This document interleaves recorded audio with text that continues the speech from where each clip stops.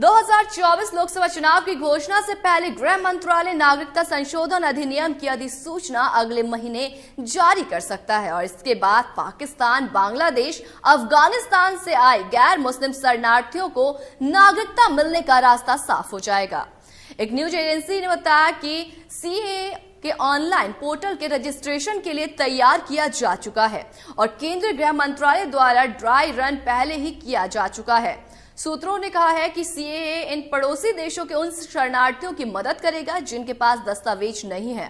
मंत्रालय को लंबी अवधि के वीजा के लिए सबसे ज्यादा आवेदन पाकिस्तान से मिले हैं और इससे पहले गृह मंत्री अमित शाह 2 महीने में 2 बार कह चुके हैं कि सीएए लोकसभा चुनाव से पहले लागू किया जाएगा। ये देश का कानून है, इसे कोई रोक नहीं सकता। संसद ने सीएए पर 11 दिसंबर 2019 को मुहर लगाई थी। हालांकि सरकार इस कानून को लागू करने के लिए नियम कायदे बनाने की समय सीमा 8 बार बढ़ा चुकी है। 11 दिसंबर 2019 को राज्यसभा में नागरिकता संशोधन विधेयक 2019 के पक्ष में 125 और खिलाफ में 99 वोट पड़े थे।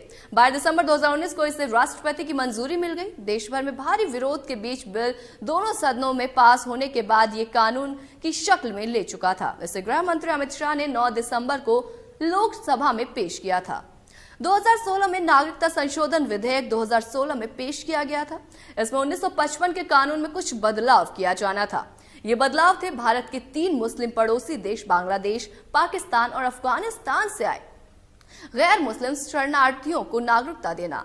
12 अगस्त 2016 को इसे संयुक्त संसदीय कमेटी के पास भेजा गया।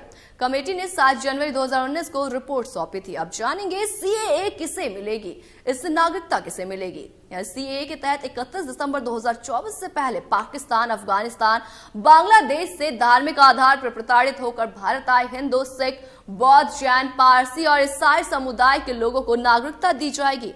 इन 3 देशों के लोगों की नागरिकता के लिए आवेदन करने के योग्य होंगे। और क्या सीएए भारतीय नागरिकों को प्रभावित नहीं करेगा, ये जानेंगे। भारतीय नागरिकों से इसका कोई सरोकार नहीं है। संविधान के तहत भारतीयों को नागरिकता का अधिकार है। सीएए या कोई कानून इसे नहीं छीन सकता। अब आवेदन के लिए क्या प्रक्रिया होगी, ये जानेंगे।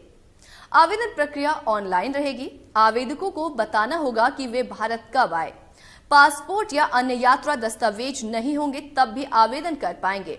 इसके तहत भारत में रहने की अवधि 5 साल से अधिक रखी गई है। अन्य विदेशियों यानी कि मुस्लिम के लिए ये समय अवधि 11 साल से अधिक है। इन देशों के गैर कानूनी मुस्लिम इमिग्रेट्स का क्या होगा, ये भी जानेंगे। सीएए विदेशियों को निकालने के बारे में नहीं है। इसका गैर कानूनी शरणार्थियों को निकालने से लेना देना नहीं है। ऐसे शरणार्थियों के लिए विदेशी अधिनियम 1946 और पासपोर्ट अधिनियम 1920 पहले लागू है। दोनों कानूनों के तहत किसी भी देश या धर्म के विदेशियों का भारत में प्रवेश या निष्कासन किया जाता है। सीएए को अब तक क्यों सरकार टालती रही? दरअसल भाजपा शासित असम त्रिपुरा में सीएए को लेकर आशंकाएं रही हैं। सबसे पहले विरोधी भी असम में हुआ। सीएए में व्यवस्था है कि जो विदेशी 24 मार्च 1971 से पहले असम आकर बस गए हैं उन्हें नागरिकता दी जाए। इसके बाद बांग्लादेश अलग देश बन गया था। अब सीएए को लेकर लोगों को क्या आशंका थी, ये जानिए। सीएए को लेकर देश में एनआरसी यानी नेशनल सिटीजनशिप रजिस्ट्रेशन बनने की सीढ़ी के तौर पर देखा गया। लोगों को आशंका थी कि विदेशी घुसपैठियां बताकर बड़ी संख्या में लोगों को बाहर निकाल दिया जाएगा। पड़ोसी देश बांग्लादेश में आशंका व्यक्त की गई कि सीएए के बाद एनआरसी लागू होने से बड़ी संख्या में बांग्लादेशी शरणार्थी उसके यहां लौट आएंगे। नागरिकता अधिनियम 1955 के तहत 9 राज्यों के 30 से अधिक जिला मजिस्ट्रेट और गृह सचिवों को नागरिकता देने के अधिकार दिए गए हैं। ये राज्य हैं गुजरात, राजस्थान, मध्य प्रदेश, छत्तीसगढ़, हरियाणा, पंजाब, यूपी, दिल्ली और महाराष्ट्र। उम्मीद करते हैं कि अब आपको सीएए का पूरा फॉर्मूला समझ आया होगा।